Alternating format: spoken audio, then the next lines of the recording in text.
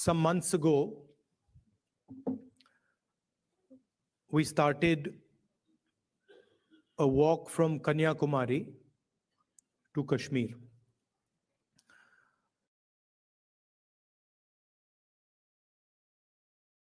Prior to walking,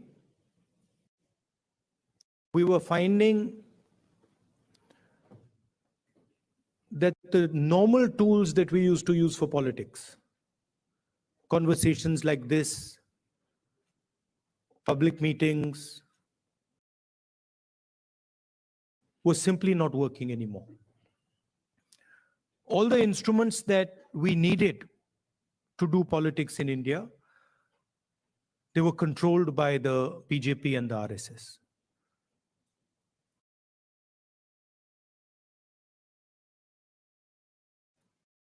You know, people are threatened. Cases are put on people. Agencies are used on people. So we also are finding that in some way it had become quite difficult to act politically. And that's why we decided to walk from the southernmost tip of India to Srinagar. And when we started, I thought, okay, देखेंगे क्या होता है.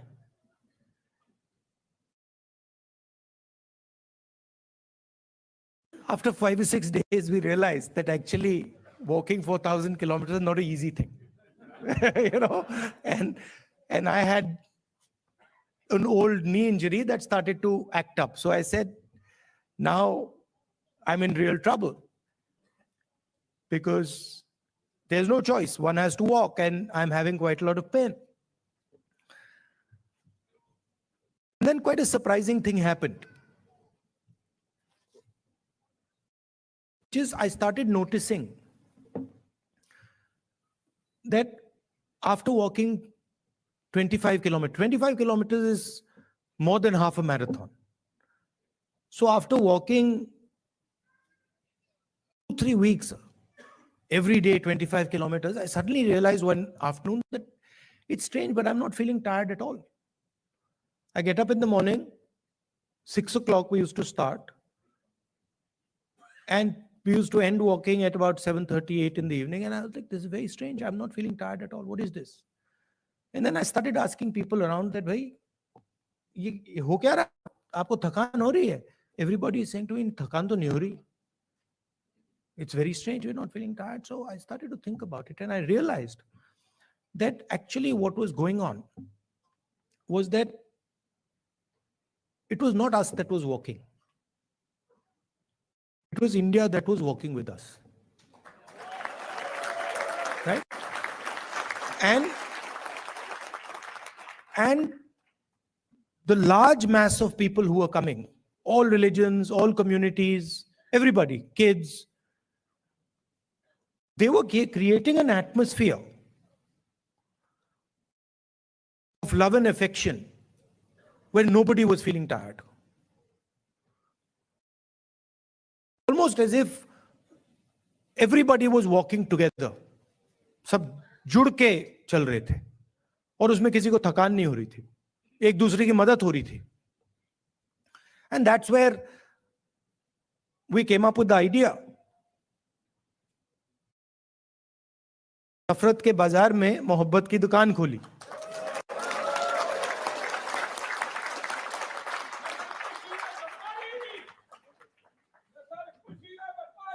Welcome, welcome.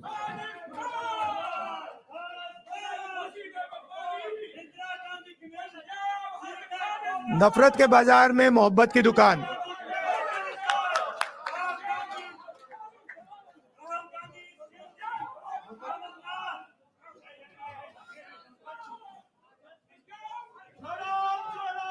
Bharat जोड़ो.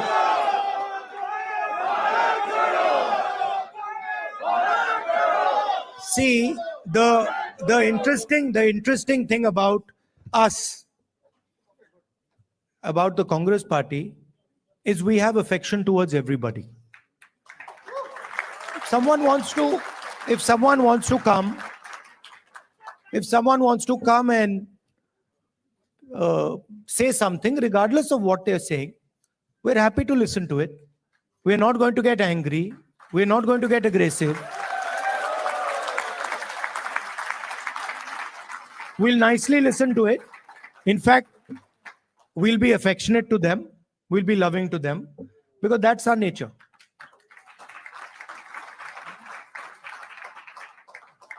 So we found that when everybody started working together, completely different type of energy started coming. And I noticed that the government tried everything. मतलब जो भी उनमें ताकत थी, उन्होंने यात्रा को रोकने में लगा दी. टीवी से उतार दिया, पुलिस को यूज किया, मगर कुछ काम नहीं कर रहा था. और जो यात्रा का इफेक्ट था वो बढ़ता जा रहा था.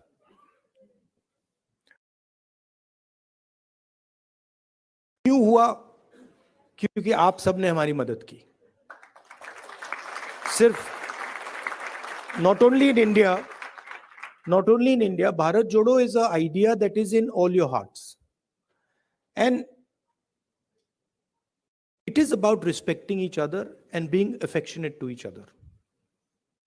It is about not being violent towards each other, not being arrogant. I can see my Sikh brothers here. Your Guru Nanak Ji, his entire life was about this only. That be humble, right? Be humble, be affectionate. And we walk nothing compared to Guru Nanak Ji. I read somewhere that Guru Nanak Ji had gone all the way to Mecca, Saudi Arabia. He had gone to Thailand. He had gone to Sri Lanka. So these giants were doing Bharat Jodo much before we were born. Right? And I can say the same. I can say the same for my friends from Karnataka, Basavana Ji, my friends from Kerala, Narayana Guru Ji. Yeah, so every state in India has had these giants. Adi Shankaracharya, everywhere. I mean, and every single one of them said, listen to each other, be respectful, not just of your own religion, not just of your own language, not just of your own culture. Be respectful for all cultures, all religions, all languages, because they are in fact the same.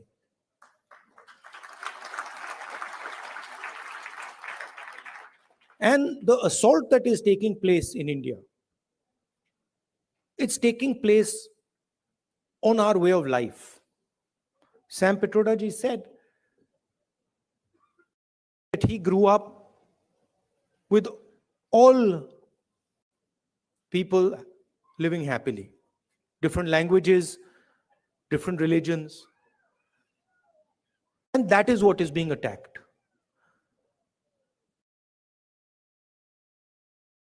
Also, the tradition in India, and again something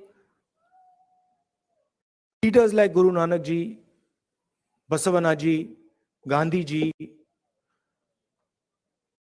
emphasized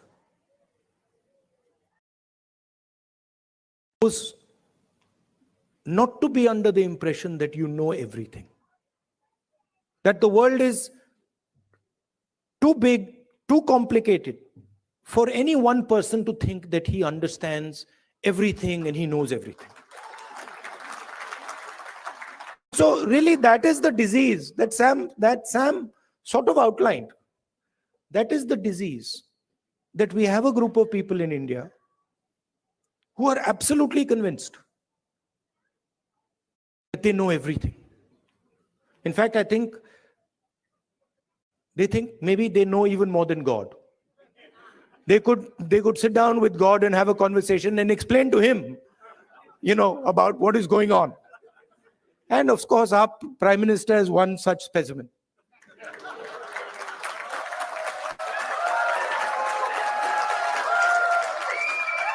I think if you sat Modi ji down next to God, Modi ji would start explaining to God how the universe works.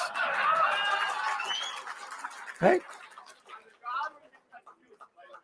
Yes, and God would get confused that what have I created? So these are funny things, but really this is what is going on. We have a group of people, who understand everything. They can speak to scientists and explain science to them. They can, speak to historians and explain history to them. They can explain, warfare to the army, flying to the Air Force, whatever they want, they can, And at the heart of it is mediocrity. That they actually don't understand anything. Because in life, you cannot understand anything if you're not ready to listen. There's something, the biggest lesson I learned from Bharat Jodo Yatra, that there is something to learn from everybody. We are much older than those children. But I can guarantee you, they can teach us all how to sing. I was looking at them and I was saying, I can't sing like that. It's impossible. So when you look at another person, you have to appreciate that they have an experience, they have a life, they've seen things, and maybe you can learn a lot from them. Maybe if you open your ears, you can listen to them and learn from them. And that is actually the Indian tradition. If you look at our country, you will find that our country has the ability to absorb any idea that comes. India has never rejected any idea. Everybody who has come to India has been received with open arms, and their ideas have been absorbed in India. And that is the India that we like. India that respects the rest of the world, India that is humble, India that listens, India that is affectionate. And that is the India that you represent. You would not be here if you did not agree with these values. You would, if you believed in anger, hatred, arrogance, you'd be sitting in a BJP meeting. Right? And I would be doing Man Ki Baat.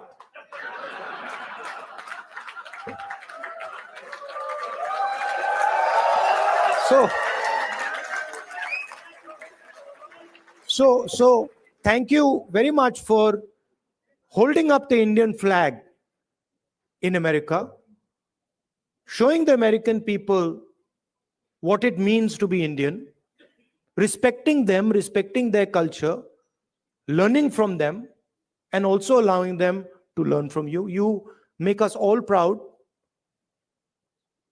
When we think of our country, you're all our ambassadors. When America says Indian people are extremely intelligent, Indian people are masters of IT, Indian people are respectful, all these ideas that have come, they've come because of you and because of your actions and your behaviors. So I thank you very much for that.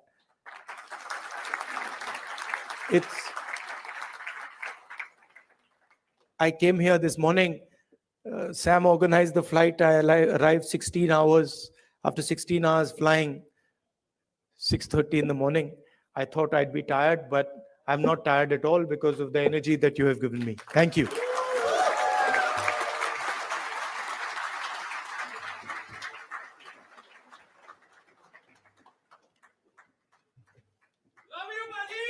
Love you, love you.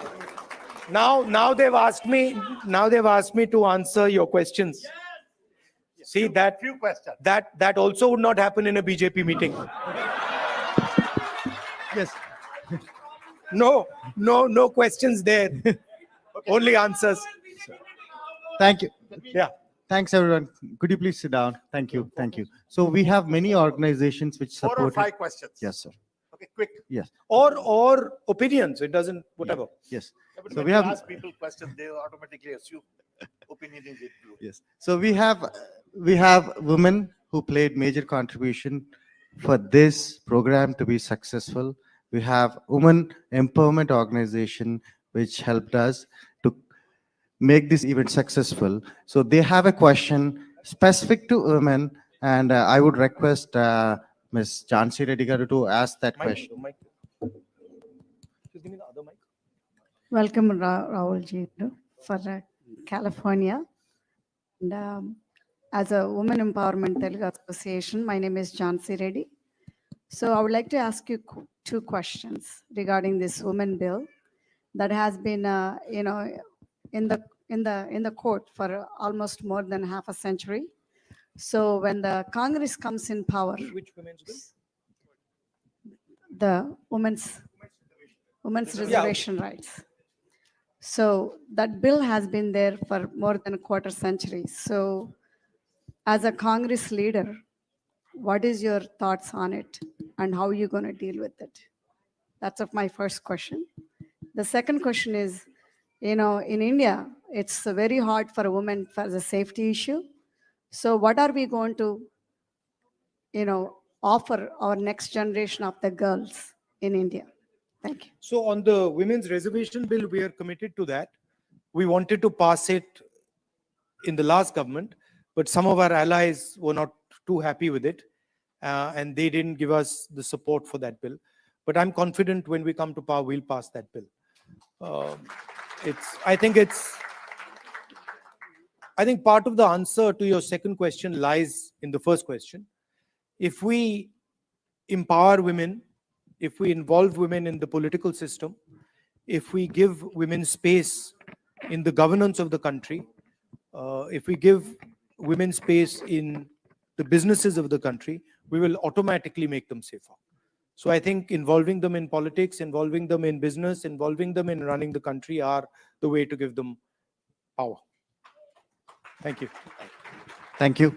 So we have another Tamil community organization, so who united entire Tamil organizations, and they have expressed their support. So they might differ on the Congress party, but they have come here for the love of Rahul Gandhi today. So I would like to invite Mr. Pugal, if you are here. Yeah. Thank you, Sandeep. Hello, Rahulji. My name is Pugal Anbu. I'm the president of Indo-American Society for Science, Reason, and Free Thought. I also represent Tamils who live in Bay Area. On behalf of our people and on behalf of people who believe in science, reason, and free thought, I would like to point out we are honored, humble, and most truly proud of your journey about opening up the shops of love on the streets of hate all over the India.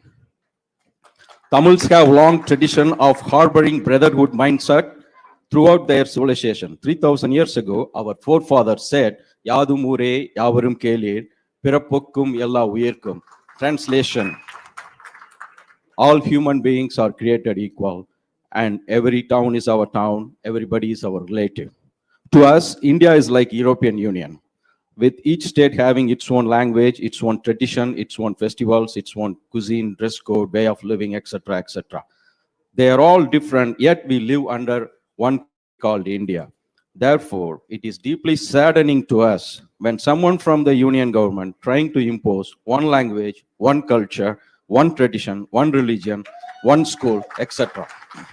Recognizing this diversity to make India a robust country, our beloved leader, the Dravidian icon, former Chief Minister Dr. C.N. Annadurai proclaimed, both in Parliament and in public forums, for Manilathil Suyachi Mathiyil Kootachi, which means autonomous rule at the state level and federal rule at the union level.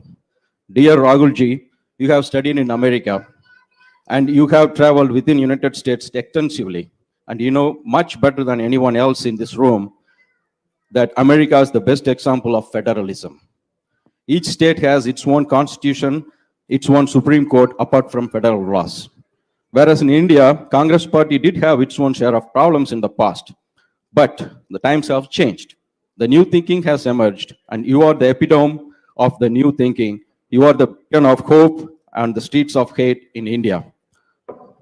Therefore, my question to you is that, like United States of America, what's your thought on making India as a true United States of India? Thank you, Jay. If you read our constitution, the definition of India in the constitution is a union of states. And within our constitution is the idea that the languages, cultures, histories of each one of our states has to be protected under the union. So what you're talking about is already incorporated in our constitution. It's already there. The BJP and the RSS are attacking that idea that you mentioned, and also the Constitution of India. That's the fact. Now, for me personally,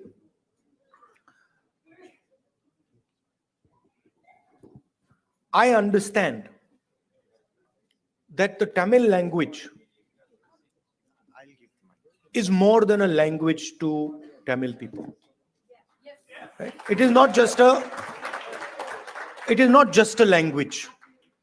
It is their history. It is their culture. It is their way of life. And I will never ever allow Tamil language to be threatened. Right? Because for me, threatening the Tamil language is to threaten the idea of India. Just like threatening Bengali or threatening Kannada or threatening Hindi or threatening Punjabi are all attacks on India. Right? So our strength, unlike many other countries, our strength comes from our diversity.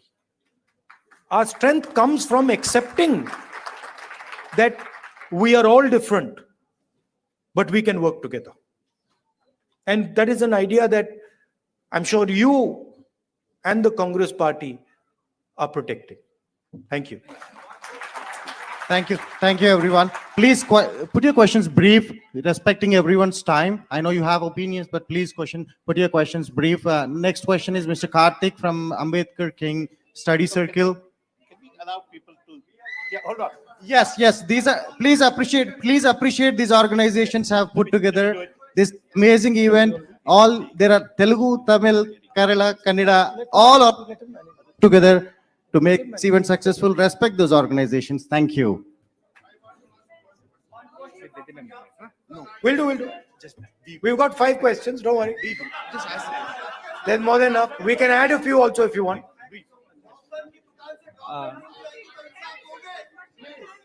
Hello Rahul ji, I am Ganapati from the Ambedkar King Study Circle. First of all, welcome to San Francisco Bay Area. We wholeheartedly thank you for taking up the fight against the fascism. So this rise of fascism is not a mere coincidence. So we believe in the social and the economic equality in the society, and the inequality actually creates a conducive environment for fascism to emerge. So my question is what is the plan of the Indian National Congress to uproot the economic and the social inequality which creates this condition for fascism in the Indian subcontinent and also at the global level? One of the things that we are suggesting is when we were in government, we had carried out a caste census. And the idea behind the caste census was to take an X-ray of Indian society, right? To find out what are the exact demographics of our country, right? What are the different communities? What are the different castes? How many people in each community, how many people in each caste, because without understanding our demographics and without understanding who is who, it is very difficult to distribute wealth, distribute power effectively. So that was one idea that we had. And we've been putting pressure on the BJP to release the caste census, the numbers in the caste census. They are, of course, not doing it. And we'll continue to apply pressure. And if we come to power, we will do that. But we are committed as the Congress party to make India a fair place. And we understand deeply that India today, in terms of its treatment of Dalits, tribals, poor people, minorities, is not a fair place, right? And there's many things that can be done. There is the Nyay scheme that we had, which was aimed at providing a minimum income to all Indians. There are ideas like Manrega. I think an increase in public education, increase in public health care. I think these are all that can be done to make India a much more equal and fair place. Thank you. Thank you. We have our next question from Silicon Valley Christian community, Mr. Jay.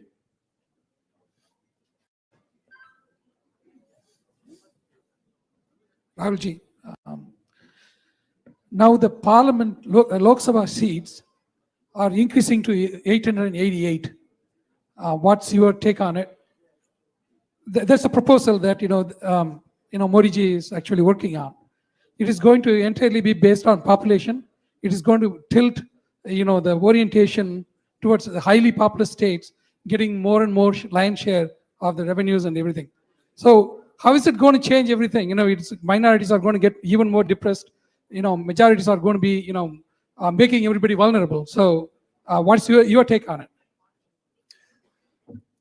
I'd have to look at exactly how they're thinking about doing it. But I think one has to be very, very careful when one changes the representative structure of a country. So I'd be quite interested in understanding exactly how they've come up with the number 800 and what are the criteria that they're using. These things should not be done flippantly. India is a conversation. India is a negotiation between its languages, between its people, between its histories and cultures. And that negotiation has to be fair. Meaning all parts of India, all the states of India should feel that there is fairness in the process of negotiation. If I see exactly how they're coming up with 800 and what is the design, then I would be able to answer whether I agree with the number 800, but I haven't seen the way they're calculating it. Thank Yes. Yeah.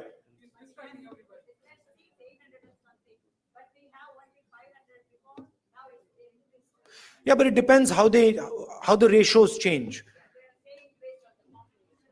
Yeah, it is currently based on the population, but you'll have to see how the ratios change. I think the Parliament House, these are distractions. The real issues in India are unemployment, price rise, spread of anger and hatred, a crumbling education system, price of education, price of healthcare. These are the real issues. BJP can't really discuss them, so then they have to do the whole scepter thing, lying down and doing all that. So, aren't you happy I'm not lying down? Thank you. Thank you. One more question from Bay Area. One more question. भैया One more question. भैया मगर disturb मत कीजिए. One more question. So this करेंगे, is from the Bay Area Muslim community. Please Insaf respect the करेंगे. community. One question from the Bay Area Muslim community. This is Mr. Mohammed Khan. Please go ahead.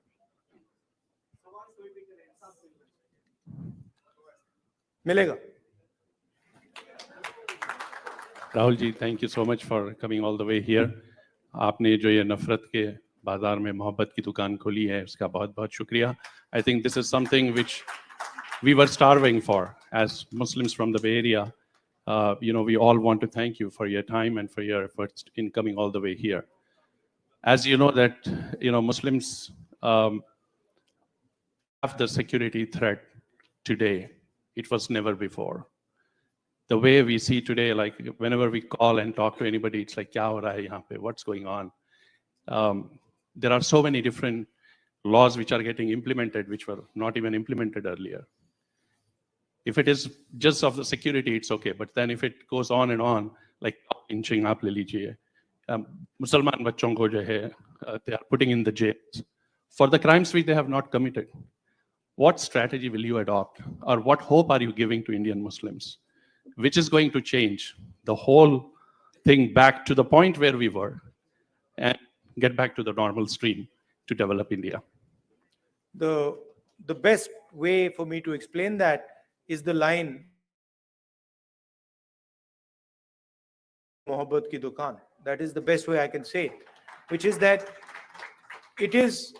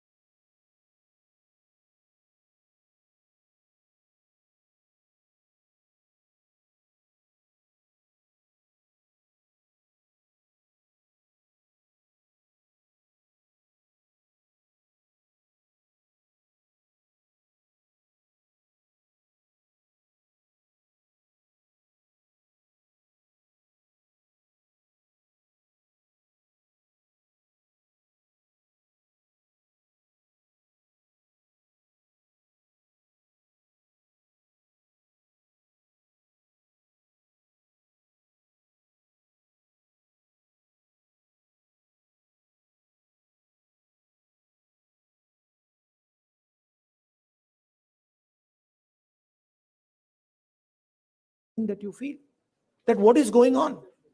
How is it that these 5 people have lakhs of crores and I have nothing to eat, right? So you feel it most because it is directed at you most aggressively. But it is a phenomena that is taking place against everybody in India, right? And you cannot cut hatred with hatred.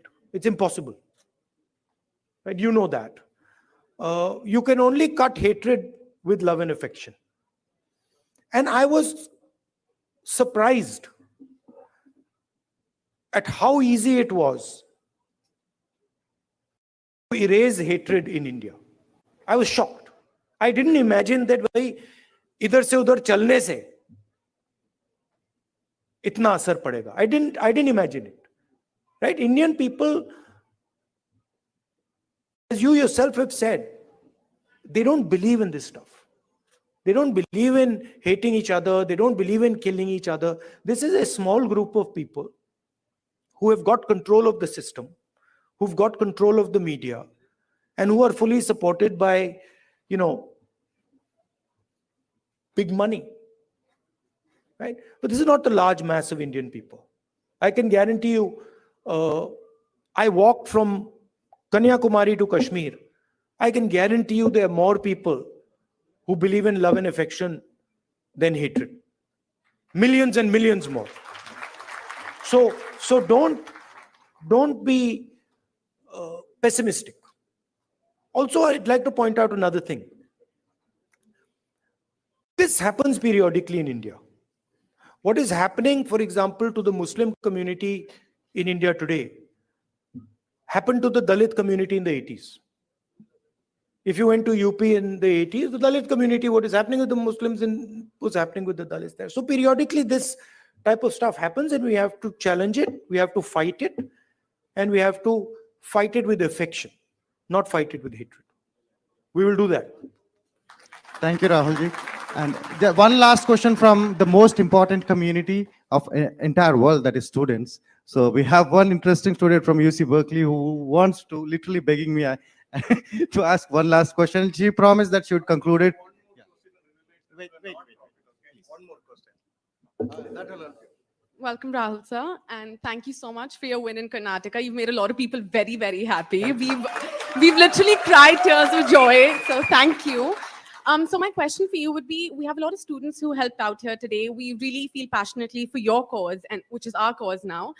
But what would you say to us? We want to go back to India. We want to represent our country, but we see how the athletes, the youth, the wrestlers in recent times are being treated. It's very undignified. We feel very discouraged. So what would you say to us to kind of bring the sense of wanting to go back out there for our country? Yeah, please realize that there's a huge distortion. India is not what the media shows. The media likes to show, a particular narrative.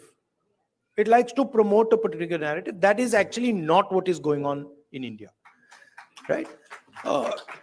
It was very clear to me in the Yatra. It's in the media's interest to project these things. It helps the BJP, right?